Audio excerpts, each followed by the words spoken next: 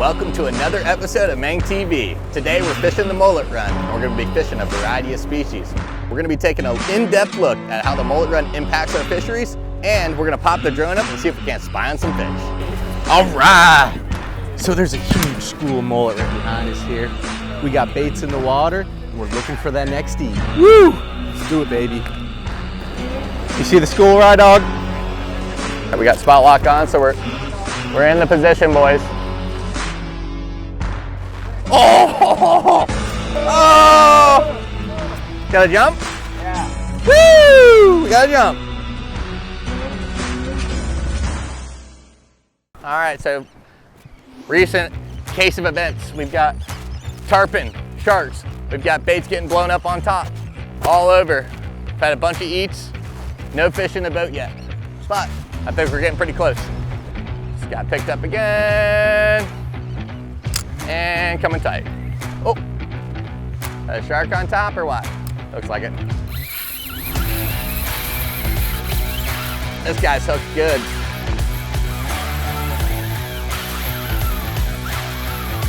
Yeehaw. All right, boys, there's one last shark. Get your baits in. My turn. Oh, yeah.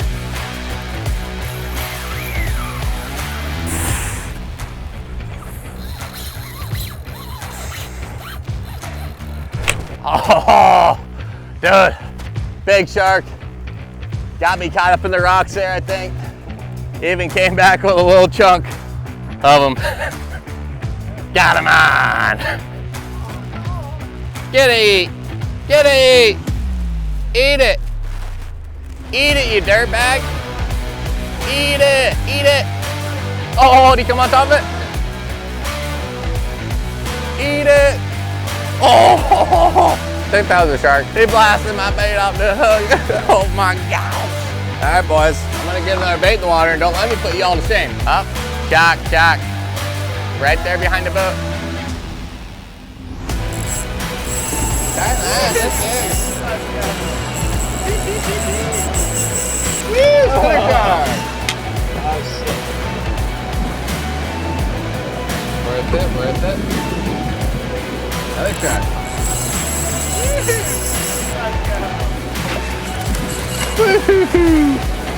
Got him on, all right out. Once again, not the target species, but boy, spinner sharks are a lot of fun.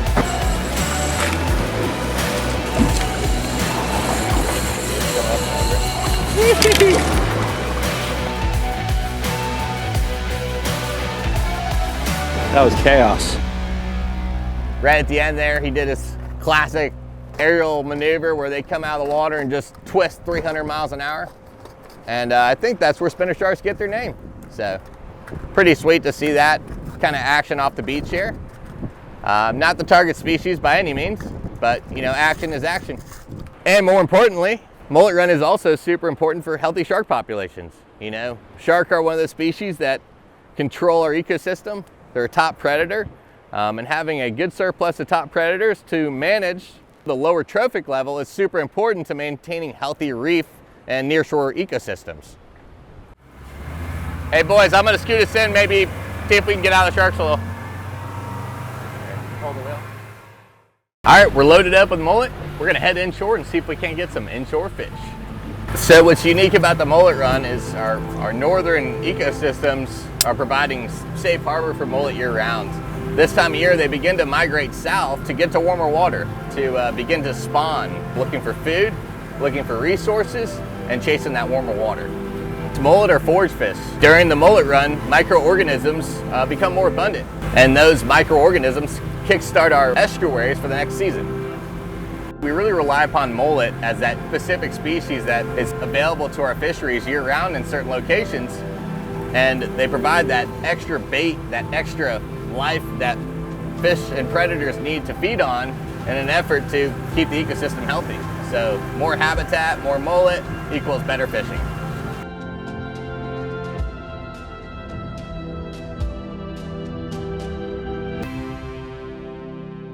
Today we might encounter, well, we've already encountered some jack crevalle. We'll probably see some tarpon. If we get lucky, get a nice line sider or a snook. and maybe we'll even run into an infamous redfish, a Palm Beach redfish.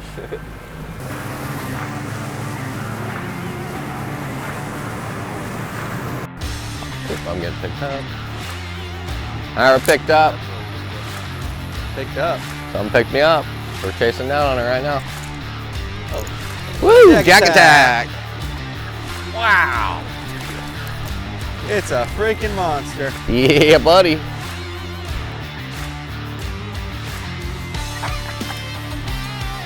You got the jacks on. From the tower, let's go. Let's bring him up. It's Jack City right here. Got him on the tower. Nice jacker ball.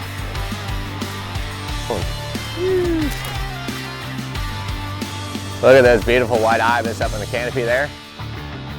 Using that upper canopy. That's why it's so important to have that upper canopy in natural mangrove shorelines. The perfect example of what birds are looking for habitat when there's a lack of habitat. We're trolling, baby. We got a couple plugs down. We're kind of just trolling along this flat we have over here to our left, and hopefully we can get a tight line on a snook or a jack or something feisty at least. Oh yeah. Let's see if we can't get tight, Jack. Got him out.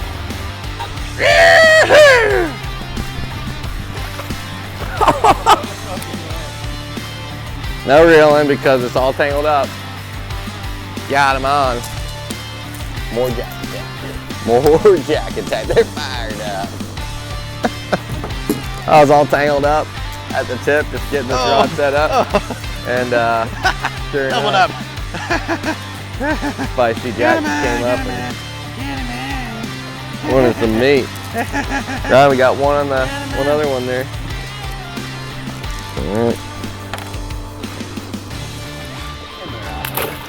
Got him on, twinned up. Big deck.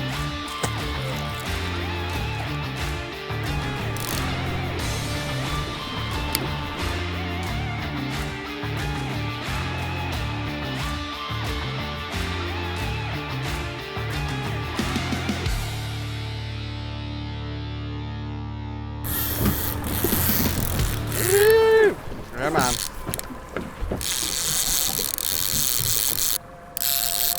Oh, snook. It's a snook, boys.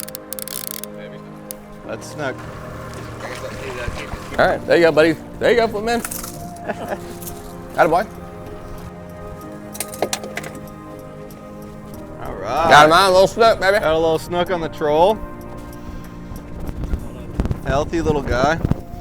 Definitely a target mullet run species. So interesting enough, the snook are one of those cool species that we only really get to take advantage of once a year. During the summer times, during their spawning times, we actually can't harvest them. And snook are actually one of the fish that are harvested in the smallest slot in the state, from 28 inches to 32 inches on the East Coast and 28 inches to 33 inches on the West Coast. The snook species are one that when seasons hits, it seems like they're way harder to catch. Give them a release, buddy.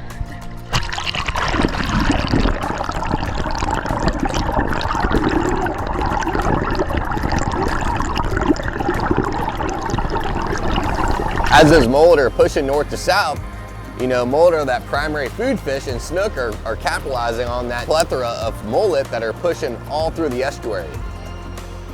So there's a good month, 2 month, 3 month time period where there are plenty of mullet around and all sizes for all size snook to be able to feast upon the mullet. Mangroves provide that critical habitat for much of our top predators and our nursery fish. You know, mullet being a forage fish, as they're making their migration, they're looking for places to hide from top predators. Snook, tarpon, redfish, jack crevalles, Spanish mackerel, anything you can think of that's able to eat a mullet will try to eat a mullet. So what happens is the interstitial roots of a red mangrove provide that extra habitat that basically will let the baits hide at the high tide in the red mangroves. So they get a little bit more breathing room throughout the day when there's more red mangroves around, so that they're not always getting beaten up against seawalls like we see behind us. All right, guys, that's another wrap of MANG TV. If you guys like the content, please feel free to subscribe to our channel and hit that like button. We want to send a big thanks to Carter Andrews for contributing to this film. You can check out the link above to click on some of his epic mullet run videos. Thanks for joining MANG TV.